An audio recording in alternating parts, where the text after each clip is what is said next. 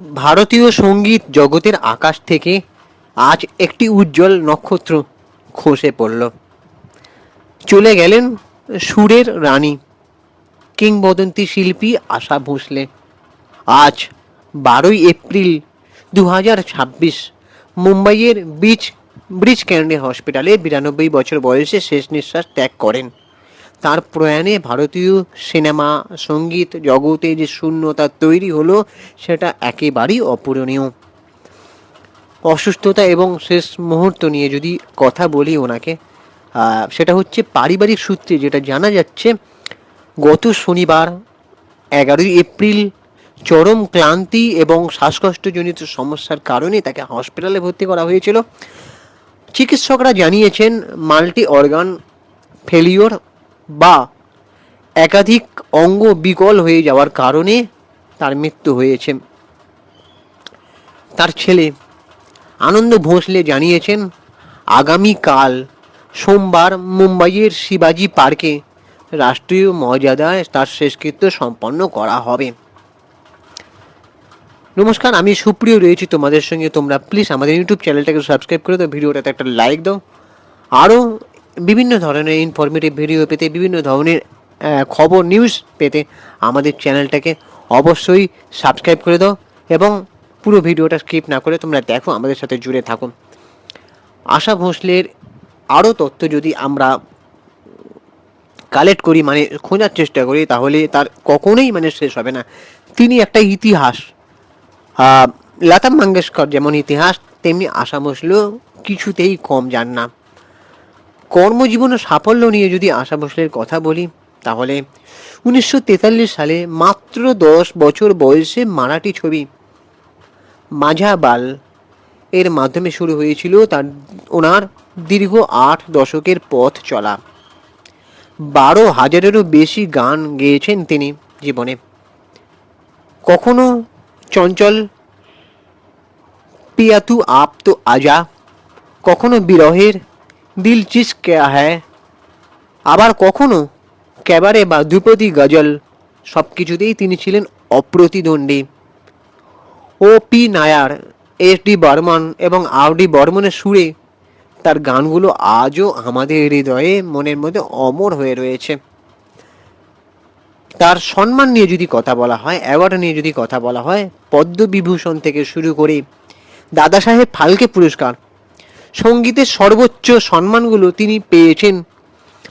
তার বৈচিত্র্যময় কণ্ঠের জাদু শুধু ভারতেই নয়, মুগ্ধ করেছে সারা বিশ্বকে।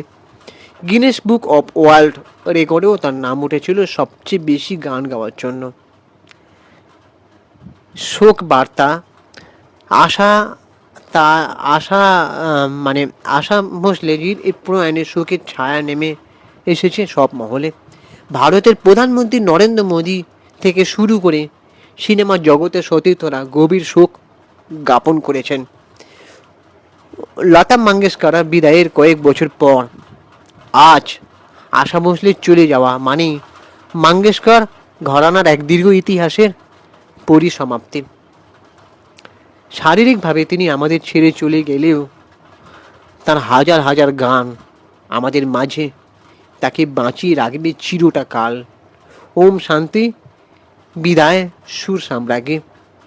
ওনার আত্মার শান্তি কামনা করি। হৈমন্তী শুক্লাও বলছেন যে দিদির থেকে ক্লাসিক্যালটা নাকি আশা ভোঁসলেজি একমাত্র ভালো গাইতেন। ওদিকে আজকে দেখছিলাম প্রসেনজিৎ চ্যাটার্জিও বলছিলেন যে আশাজি নাকি তাকে খুব স্নেহ করতেন, আর আশাজির কণ্ঠ নাকি আশাজির গান নাকি তার ছবি তুলছিল। তো আশাজির এই যে অকালে চলে গেলেন, যদিও বয়স অনেকটাই হয়েছিল, কিন্তু কোথাও গিয়ে একটা সুরের রানী, আমাদের সঙ্গীত জগতের একটা শূন্যতা তৈরি করলো কিনা। তোমাদের কি মনে হচ্ছে আশাজির কোন গানটা তোমাদের সব থেকে প্রিয়, সেটাও আমাকে কমেন্ট করে জানাতে পারো। এবং আশাজির এই যে প্রথম থেকে তার যে 7 দশক থেকে, 70-এর দশক থেকে তার যে পথ চলা, সে জার্নি নিয়ে যদি তোমাদের কোনো ঘটনা জানা থাকে সেটাও আমাকে কমেন্ট করে জানাতে পারো। আর তোমাদের কার গান সব থেকে ভালো লাগতো, লতা মঙ্গেশকর না আশা ভোসলে, সেটাও জানাতে পারো। এবং আমাদের এই ভিডিওটা একটা লাইক করো, শেয়ার করো। সবশেষে জানাবো আশাজির আত্মার শান্তি কামনা করি।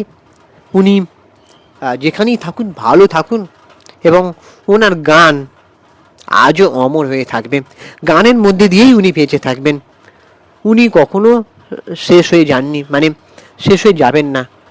আজকে যত প্রজন্মে আসুক না কেন, সেই যে পুরানো দিনের গানগুলো ওনার কণ্ঠে এখনও বাজবে। তাই উনি ওনার গানের মধ্য দিয়ে বেঁচে থাকবেন। যেমন লতা মঙ্গেশকরকে কেউ ভুলতে পারেনি, ঠিক তেমনই। তো তোমাদের এবার কি মনে হয় অবশ্যই কমেন্ট করে জানাতে পারো। আমাদের ইউটিউব চ্যানেলটাকে সাবস্ক্রাইব করে দাও, ভিডিওটাতে একটা লাইক দাও। আমি ইনস্টাগ্রামে রয়েছি সুপ্রিয় পৌশালী সিনেমেরিয়া, অথবা চিঙ্কি বাবু 253 ওখানে গিয়ে ফলো করে দাও। টাটা, দেখা হচ্ছে পরের ভিডিওতে।